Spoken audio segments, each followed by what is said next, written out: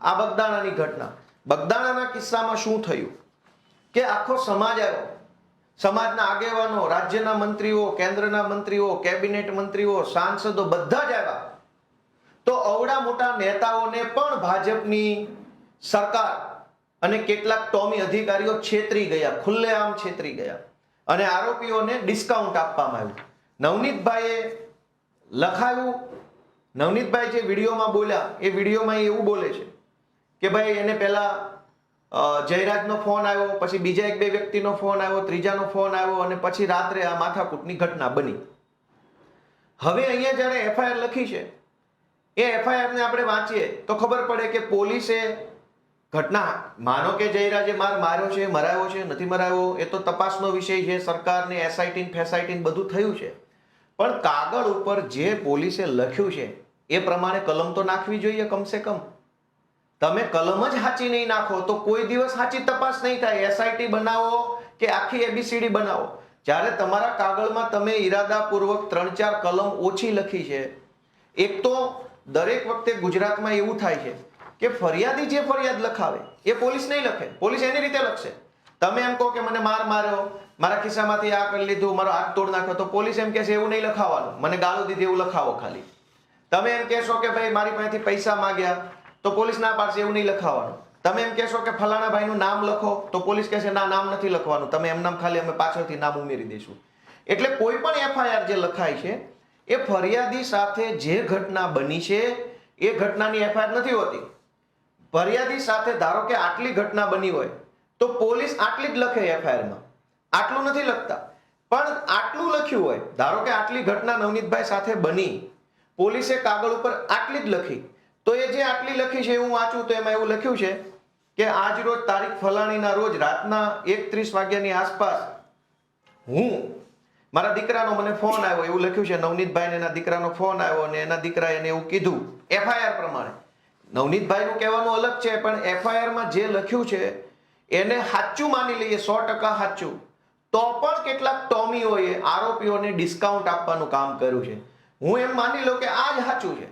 નવનીતભાઈ જે વિડીયોમાં બોલ્યા હશે એ સાચું નથી, આ સાચું છે, તો પણ ભાજપના કેટલાક ટોમી અધિકારીઓએ આરોપીઓને ડિસ્કાઉન્ટ આ ઘટનામાં આપ્યું છે અને સમાજના મંત્રી લેવલના લોકોને તે છેતરી ગયા છે.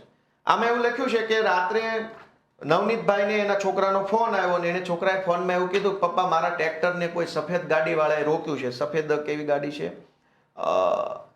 સફેદ કઈ ગાડી કીધી, ગાડીનું બ્રાન્ડનું નામ લખેલું છે, વેરના કાર. કોઈ વેરના કારે મારું ટ્રેક્ટર રોક્યું છે અને મારી પાસેથી કાગળ માગે છે. એટલે નવનીતભાઈ એનો છોકરો જ્યાં હતો ત્યાં ટુ વ્હીલ લઈને જાય છે, એવું એફઆઈઆરમાં લખ્યું છે. ત્યાં ટુ વ્હીલ લઈને ગયા તો ત્યાં વેરના કાર નથી પણ એનો છોકરો ઊભો છે, એવું એફઆઈઆરમાં લખ્યું છે. પછી છોકરાને પૂછે છે તો છોકરો એવું કહે છે કે ભાઈ એ વેરના કાર તો અહીંથી આમ જતી રહી. તો નવનીતભાઈ એવું નક્કી કરે છે એફઆઈઆર પ્રમાણે, કેમ કે ઘટના આટલી છે પણ પોલીસે આટલી લખી છે, એ આટલી લખી એની ઉપર ચર્ચા કરીએ. જેથી હું, હવે નવનીતભાઈના શબ્દો છે, જે પોલીસે આટલામાંથી આટલું કર્યું એ શબ્દો, જેથી હું, એનો છોકરાએ એવું કીધું કે ભાઈ ગાડી તો અહીંથી નીકળી ગઈ છે, અહીંયા કઈ ગાડી છે નહીં, તો ત્યાર પછી હું એ 4 વ્હીલની પાછળ મારી મોટરસાયકલ લઈને એકલો નીકળેલ. આ શબ્દો સાંભળજો ફરીથી. હું એટલે કે નવનીતભાઈ એ 4 વ્હીલની પાછળ મારી મોટરસાયકલ લઈને એકલો નીકળેલ અને હું આ 4 વ્હીલની પાછળ મોણપર ગામ જવાના રસ્તે મોણપર ગામના ઈશ્વરભાઈ શિયાળના બ્લોકના કારખાને પહોંચેલ ત્યારે આ સફેદ કલરની 4 વ્હીલ મારી પાછળથી આગળ આવીને ઊભી રહી. આખું વાક્ય એવું લખ્યું છે કે હું કારની પાછળ ચાલતો હતો અને ઈશ્વરભાઈના કારખાના પાસે કાર પાછળથી આગળ આવી ગઈ. એફઆઈઆરમાં આવું વાક્ય લખ્યું છે. આ તો ખાલી એક મુદ્દો છે, એફઆઈઆર તો બહુ લાંબી છે. પોલીસે અહીંયા ચાલાકી વાપરી લીધી છે, શબ્દની ચાલાકી. કાલ કોર્ટમાં વકીલ કહેશે કે ભાઈ આગળ હતા પાછળ હતા તમને જ ખબર નથી, એનો અર્થ એ થયો કે તમે જૂઠું બોલો છો. હવે કોણ આગળ હતું કોણ પાછળ હતું એ કઈ નક્કી નહીં થાય, એનો વિડીયો ઓડિયો કઈ નથી. એટલે હું પોતે ઘડીક એમ કહું આગળ હતો ને હું એમ કહું પાછળ હતો તો મારી વાતનો કોઈ ભરોસો કરે નહીં. ફરીથી, જેથી હું 4 વ્હીલની પાછળ મારી મોટરસાયકલ લઈને એકલો નીકળે, હું આ 4 વ્હીલની પાછળ મોણપર ગામના જવાના રસ્તે મોણપર ગામના ઈશ્વરભાઈ શિયાળના બ્લોકના કારખાને પહોંચ્યો ત્યારે આ કાર છે એ મારી પાછળથી આવીને આગળ ઊભી રહી ગઈ. લ્યો, પાછળ હતા પોતે અને કાર પાછળ આવી ગઈ. આ શબ્દ ચાલાકી પોલીસે આરોપીઓને ડિસ્કાઉન્ટ આપવા બનાવી છે. ભાઈ આમાં જયરાજ દોષિત છે કે દોષિત નથી એ તો પછીનો વિષય છે. પોલીસે કાર આગળ પાછળ શું કામ કરી નાખી? કાગળ ઉપર આટલી શબ્દ ચાલાકી કરી અને આ કેસને બોદો પાડવાનું કામ ભાજપનો પટ્ટો જેને ગળામાં પહેર્યો છે એને ઓલરેડી કરી નાખ્યું છે. હવે એસઆઈટી ની રચના કરે શું થવાનું? કેબિનેટ મંત્રીને કહેવાથી શું થવાનું? જ્યારે ચોરી તો અહીં કરી નાખી છે, ચોરી પકડાઈ ગઈ છે, હજુ બીજી ચોરી બતાવું કે આગળ એવું લખે છે કે ફોર વ્હીલ માંથી અજાણ્યા ઈસમો જેમાં 2 લાકડા 2 પાઇપ અને ધોકા લઈને ઉતરેલ અને મારવા લાગેલ. એટલે કે પહેલા એક કાર હતી, એમાંથી 2 લાકડા 2 પાઇપ અને ધોકા લઈને કેટલાક માણસો ઉતર્યા અને મારતા હતા. ત્યારે બીજી એક સફેદ કલરની સ્વિફ્ટ કાર આવી અને એમાંથી બીજા 4 માણસો ઉતર્યા અને એ લોકો પણ ધોકાથી મને મારવા લાગ્યા. એક તો ઘટના આટલી બની છે, પોલીસે આટલી લખી છે, એ આટલીમાંય તે ખોટું લખાણ છે. એમાં શું ખોટું છે કે એક કાર ઓલરેડી હતી ત્યાં, પાછળથી બીજી આવી, બધા પાસે ધોકા છે, બધાને ખબર છે કે નવનીતભાઈને મારવાનો છે. એનો અર્થ એ થયો કે આ વસ્તુ આયોજનથી થયેલી છે, કાવતરું કરીને થયેલી છે, પ્લાનિંગથી થયેલી છે. પણ નવનીતભાઈની એફઆઈઆરમાં આયોજનની, કાવતરાની, પ્લાનિંગની કલમ પોલીસે નાખી નથી આરોપીઓને ડિસ્કાઉન્ટ આપવા માટે જામીનનું. આયોજન અને કાવતરાની કલમ જૂની 120, નવી કલમ 61. એમાં લખ્યું છે ક્રિમિનલ કોન્સ્પિરન્સી, મેં જે અંગ્રેજીમાં વાંચ્યું કે van 2 or more person agree with a common object, 2 અથવા વધુ વ્યક્તિઓ સમાન ઈરાદા સાથે કામ કરવા માટે સંમત થાય તો એ ષડયંત્ર, કાવતરાનો ગુનો લાગુ પડે છે. પણ નવનીતભાઈની આખી એફઆઈઆરમાં પોલીસે આરોપીઓને ડિસ્કાઉન્ટ આપ્યું છે કલમ નંબર 61 નું કે ભાઈ તે કોઈ કાવતરું નથી કર્યું, આ તો અચાનક બનેલી ઘટના છે. 2 ફોર વ્હીલ લઈને ધોકા લઈને મારવા આવવું હોય તો એનું આયોજન જ કરવું પડે, એનું પ્લાનિંગ જ કરવું પડે. એના માટે ફોન કર્યા હોય, મેસેજ કર્યા હોય, રૂબરૂ મળ્યા હોય, તો તારી ગાડી ક્યાં ઉભી રહેશે, મારી ક્યાં ઉભી રહે, બધું જ થયું હોય. પણ પોલીસે એ આખા કાવતરા, ષડયંત્ર, આયોજનની બાબતને એફઆઈઆર માંથી હટાવી દીધી છે. કોઈ ભાઈ જયરાજ આરોપી છે કે નહીં તો પછીની વાત છે. પહેલા તો આ 6 જણા આવ્યા, એને ષડયંત્ર તો કર્યું, કાવતરું તો કર્યું, ક્યાંક બેસીને મીટિંગ તો કરી, એ ઘટના આખી એફઆઈઆર માંથી હટાવી દીધી છે. હવે હર્ષ સંઘવીએ કીધું કે ભાઈ એસઆઈટી ની રચના કરશું. શું એસઆઈટી કરશો તમે? જ્યારે એફઆઈઆર તો આરોપીને ડિસ્કાઉન્ટ આપવાની કરી છે. આપણે એમ માની લઈએ કે જે 6 લોકો વિડીયોમાં દેખાય છે એટલા જ ગુનેગાર છે, બીજું કોઈ આમાં ગુનેગાર નથી. તો પણ પોલીસે આરોપીને ડિસ્કાઉન્ટ કેમ આપ્યું? આની અંદર એક તો કાવતરાની કલમ નથી લખી નવનીતભાઈની ઘટનામાં. બીજું, કાયદામાં એક કલમ છે 34 નંબરની જૂની કલમ છે, એની નવી કલમ છે 3 ની પેટા કલમ 5. આ બહુ ઇન્ટરેસ્ટિંગ કલમ છે, આ જાણવા જેવો વિષય છે કે પોલીસ કેવી રીતે દરેક ઘટનામાં ગુનેગારોને ડિસ્કાઉન્ટ આપે છે. અંગ્રેજીમાં હું વાંચું છું કલમ 3 ની પેટા કલમ 5 એટલે કે 3(5). When a criminal act is done by several persons in furtherance of the common intention of all, each of such persons is liable for that act in the same manner as if it were done by him alone. શુદ્ધ ગુજરાતીમાં સૌનો સમાન ઈરાદો. કાયદામાં 2 બાબત છે.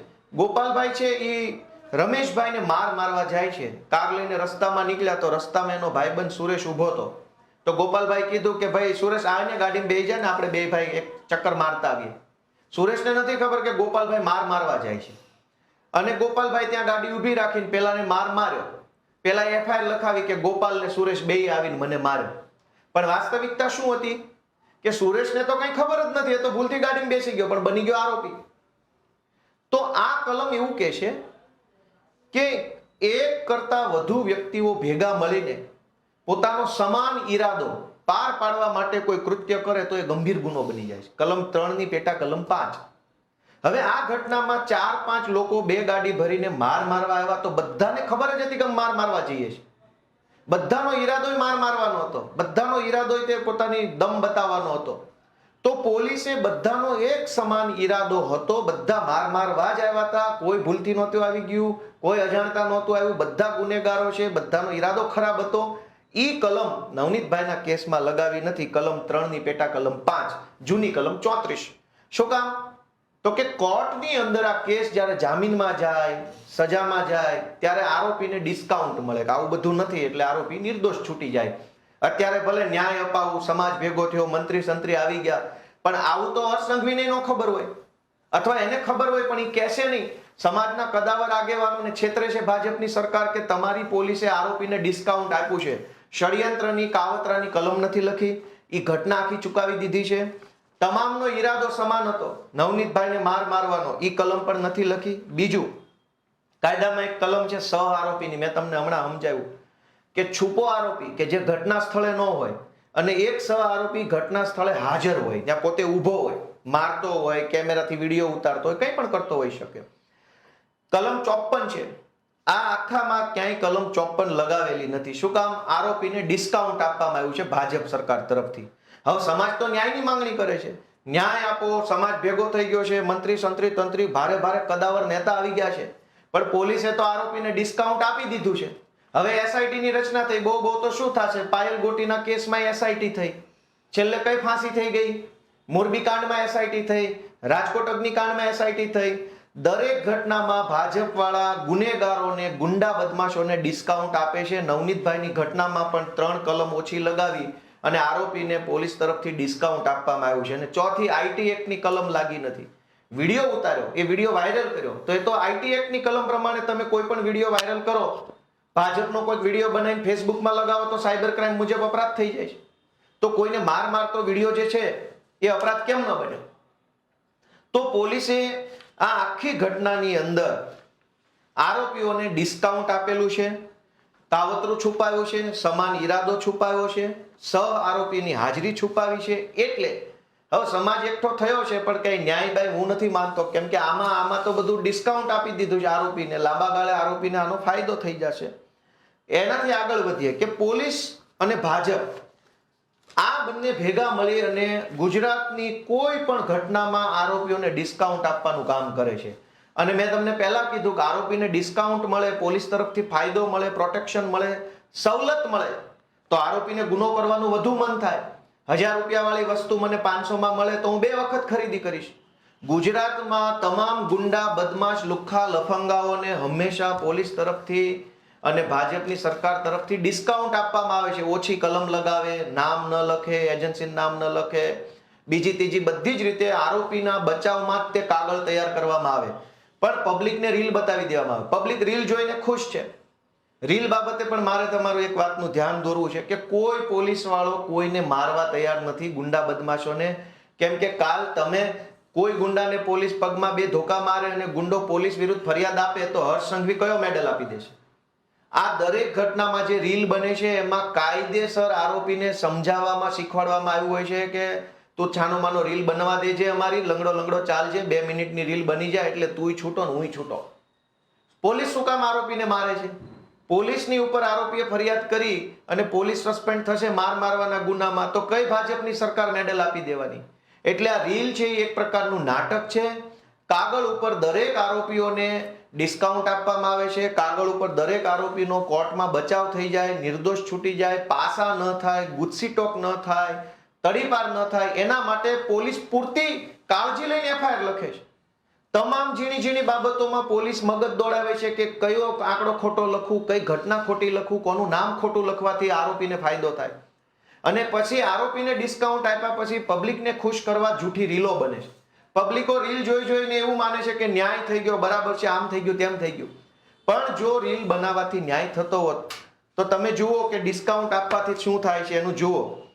કે જે લોકો ગુનેગારો છે, ગુંડાઓ, બદમાશો, માથાકૂટિયા માણસો છે, એને ખબર છે કે કોઈ માર્યા બાર્યા નથી, આ તો ફાલતુ રીલ બનાવે છે, અંદર તો મજા જ.